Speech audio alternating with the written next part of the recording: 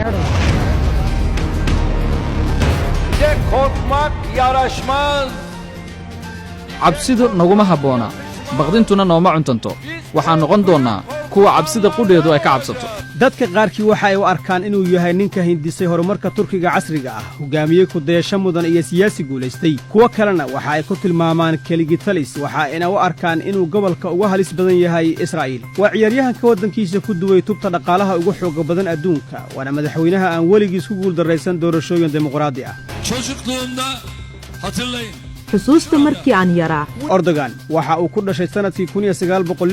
kii degmada saboolka ah ee qaasim baasha ee magaalada istanbul intii uu yaraa waxa uu gadi jiray qare ama xabxab iyo rooti si uu u caawiyo aabbihiis waxa uu ka baxay dugsiga sare ee istanbul ee imaamyada iyo afyahanka sannadkii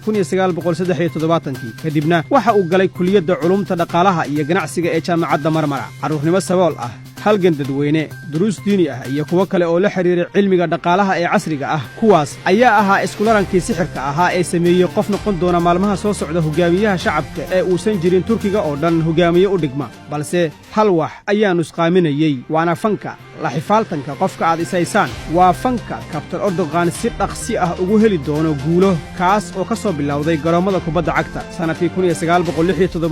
ayuu diiday erdogan soo jeedin ku saabsan inuu ku biiro kooxda faca weyn ee fanaar bahja ujeedkuna waxa uu ahaa inuu raaligeliyo aabbihii waa hibo aan ku xoogaysan karin garoommada kubadda cagta balse awood ku yeelan karta garoon ka weyn oo ah garoonka siyaasadda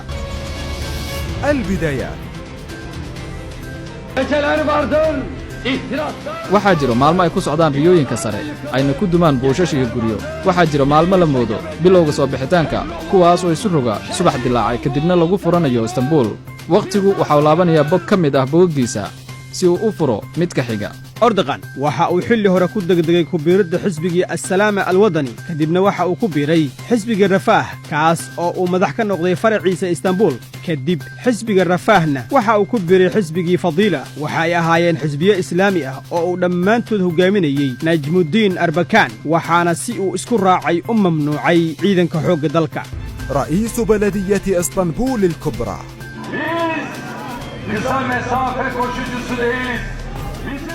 ma qabsanayno fogaan gaaban socdaalkeenna maaratoonku ma lahan dhammaad sannadkii